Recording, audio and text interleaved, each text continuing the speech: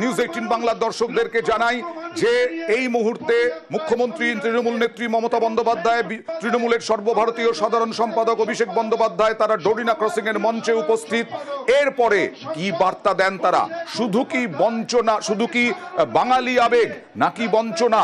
এবং যে 100 দিনের টাকা আবাস, গতকাল যে টাটকা বঞ্চনার অভিযোগ করেছেন মুখ্যমন্ত্রী মমতা বন্দ্যোপাধ্যায়, যে ত্রাণ নিয়েও রাজনীতি করছে বিজেপি, এরকমটাই অভিযোগ করেছেন তৃণমূল নেত্রী মমতা বন্দ্যোপাধ্যায়। এবং তার সঙ্গে সঙ্গে বন্যায় ত্রাণের জন্য টাকা কেন দেওয়া হয় না, এই অভিযোগও করেছেন।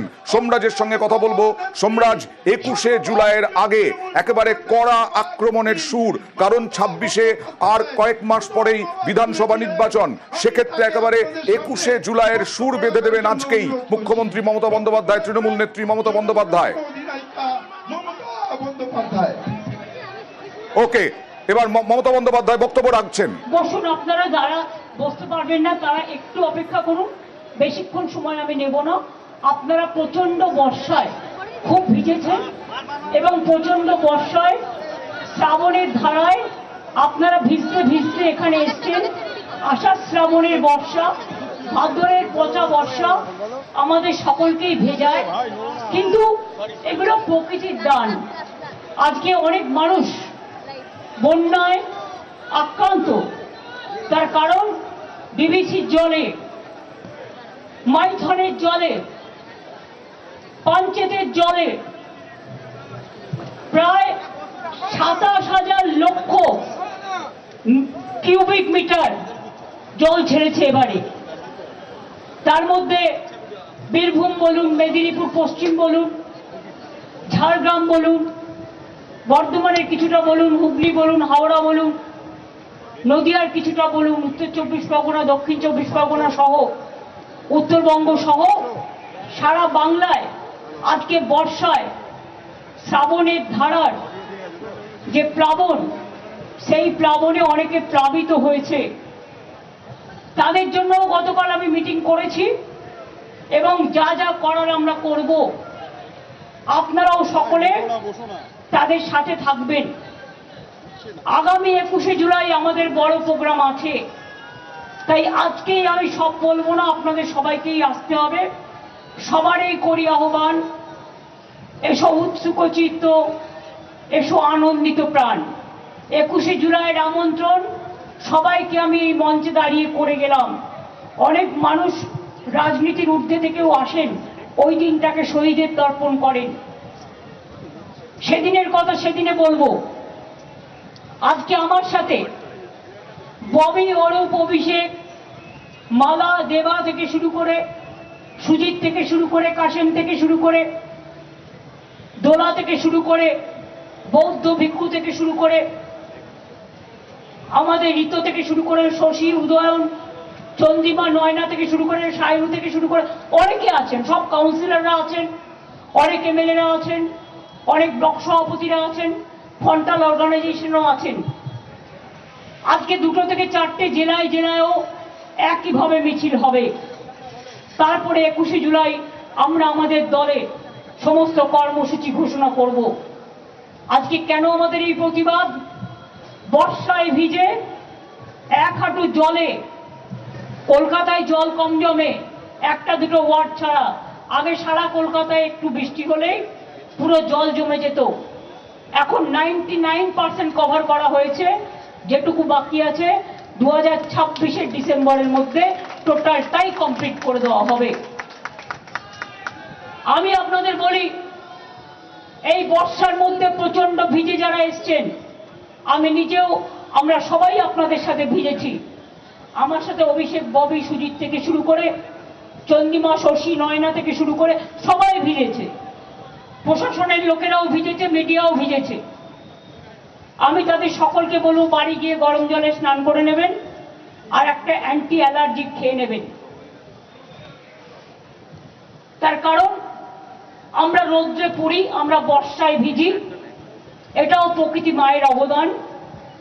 এতে চিন্তা করার কোনো কারণ নেই। বর্ষায় ভেজা আমাদের অভ্যাস আছে, রৌদ্রে দগ্ধ হওয়া আমাদের অভ্যাস আছে, পাহাড়ে যাওয়া আমাদের অভ্যাস আছে, জঙ্গলে যাওয়া আমাদের অভ্যাস আছে, সাগরে যাওয়া আমাদের অভ্যাস আছে, মামাটি মানুষের কাছে পৌঁছানো আমাদের অভ্যাস আছে। চিরকাল এটা আমরা করি যখনই মানুষ বিপদে পড়েন। বেশ কিছুদিন ধরে আমি লক্ষ্য করছি আমাদের অল ইন্ডিয়া তৃণমূল কংগ্রেস দল লক্ষ্য করছে, আমরা পশ্চিমবঙ্গ সরকারের পক্ষ থেকেও লক্ষ্য করছি, কারণ প্রতিদিন আমার কাছে কমপ্লেন আসে এবং সেই কমপ্লেনটা আমাদের দেখতে হয়। আমি অত্যন্ত লজ্জিত, ব্যথিত, দুঃখিত, মর্মাহত ভারত সরকার আর বিজেপি পার্টির এই আচরণে। একটা কথা আছে না, প্রবাদের কথা, বাঁশের চেয়ে কঞ্চি বড়, শাড়ির চেয়ে গামছা, মন্ত্রীর চেয়ে আমলা বড়, নেতার চেয়ে চামচা। ভারত সরকার একটা নোটিফিকেশন করেছে, জেনে রাখুন। সেই নোটিফিকেশনটা আমরা চ্যালেঞ্জ করব। লুকিয়ে লুকিয়ে করেছে, করে নিজেদের রাজ্যগুলোতে যেখানে বিজেপি আছে সেখানে পাঠিয়েছে।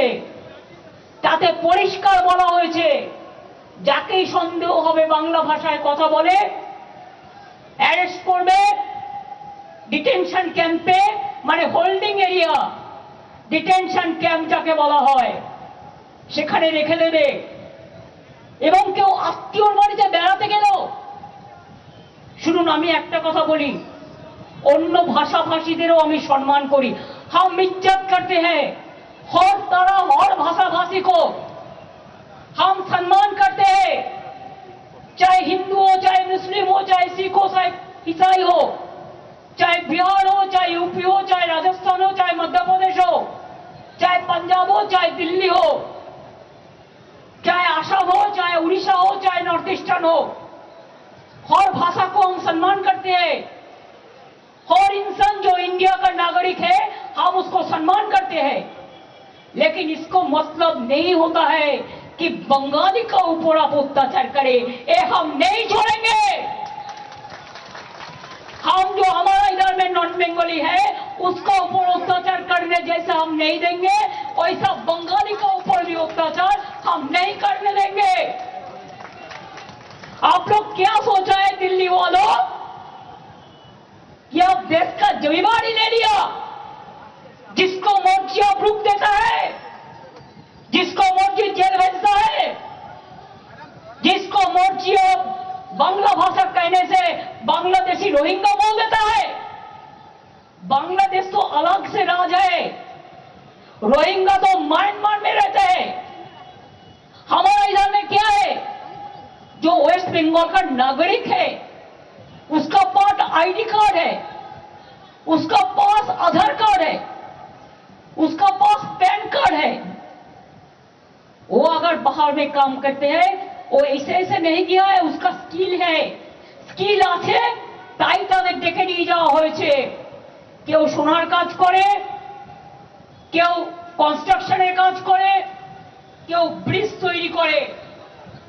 শুনে রাখুন, 22 লক্ষ আমার বাংলার মজদুর যারা গরিব, BJP is anti poor and anti কমনার, যে গরিব লোকগুলো কাজ করার জন্য এখান থেকে যায় তাদের অনেক কষ্ট করতে হয়। বাংলায় থাকলে তারা অনেক ভালো থাকতে পারে, তাদের দিয়ে কাজ করাবে, আর বাংলা ভাষায় কথা বললে তাকে জেলে নিয়ে চলে যাবে, ডিটেনশন ক্যাম্পে নিয়ে যাবে, হোল্ডিং এরিয়ায় নিয়ে যাবে। কেন? কোন অধিকারে?